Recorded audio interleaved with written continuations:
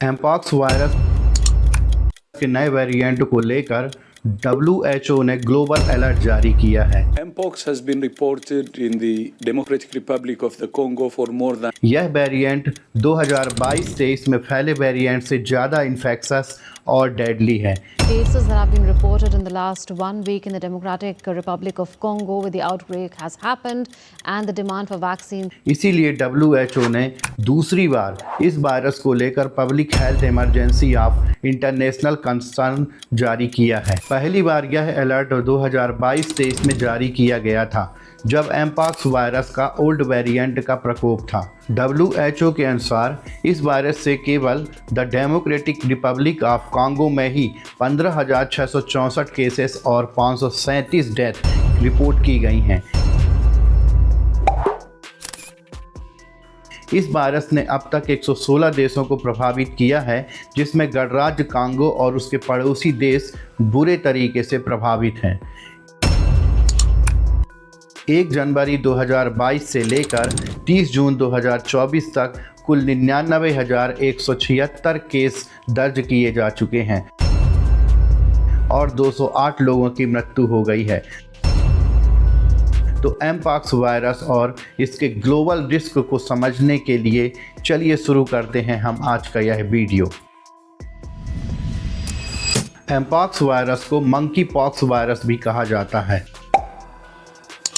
क्योंकि पहली बार mpox virus को 1958 में डेनमार्क में एक मंकी में खोजा गया था और 1970 में पहली बार इस वायरस ने the democratic Republic of Congo में किसी ह्यूमन को इन्फेक्ट किया था। वह 9 माह का एक बच्चा था। यह एक जूनोटिक वायरस है, इसका मतलब जानवरों से ह्यूमन में ट्रांसमिट होता है।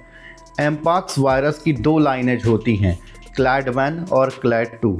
क्लैड 1 वेरिएंट क्लैड 2 की तुलना में ज़्यादा इन्फेक्शस और डेडली होता है।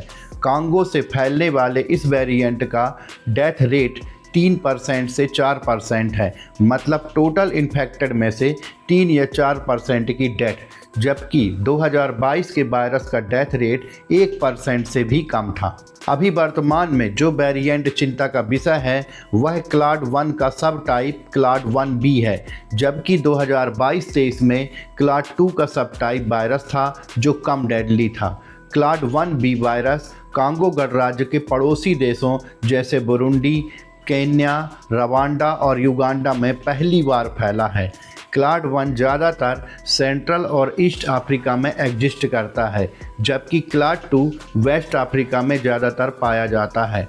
अफ्रीकन ऑफिशियल CDC के अनुसार कांगो में 70% केसेस ऐसे हैं जिनमें 15 साल से कम उम्र के बच्चे शामिल हैं, जो 85% डेथ के लिए जिम्मेदार हैं। यह छोटे बच्चों, प्रेग्नेंट वुमेन और कम इम्यूनिटी क्षमता के लोगों में ज़्यादा इन्फेक्ट करता है। एमपॉक्स वायरस इन्फेक्टेड पर्सन के क्लोज कांटेक्ट में आने से, इन्फेक्टेड मटेरियल से और इन्फेक्टेड जानवरों के संपर्क में आने से फैलता है। इस वायरस के सिम्टम्स फेस पर रस आना, जो बॉडी के डिफरेंट पार्ट में फैल जाते हैं।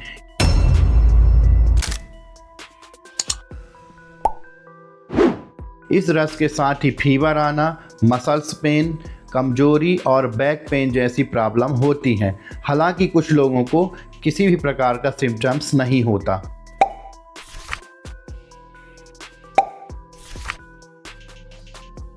आज के इस समय में जहां लोग कई देशों में ट्रैवल करते हैं, यह बड़े ही आसानी से भारत में भी पैर पसार सकता है। 2022 में केरला से कुछ ऐसे केस रिकॉर्ड किए गए थे जिसके लिए क्लैड 2 वायरस जिम्मेदार था। 2022 के आउटब्रेक में कांगो में इस वायरस को लेकर लापरवाही बरती गई थी। बाद में वही ग्लोबल आउटब्रेक का कारण बना था। इसलिए वायरस की गंभीरता को देखते हुए भारत के PM श्री नरेंद्र मोदी जी खुद इसकी निगरानी कर रहे हैं।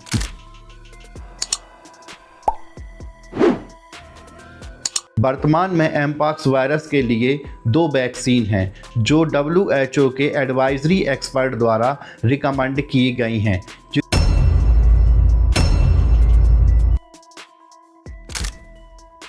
जिनको WHO ने इमरजेंसी यूज के लिए लिस्टेड किया है, खासकर लो इनकम कंट्रीज़ में, जिससे इन देशों में वैक्सीन का एक्सेस बढ़ सके। अब विश्व के सभी देशों के सामूहिक प्रयास से ही ऐसे ही किसी प्राकृतिक प्रकोप से बचा जा सकता है।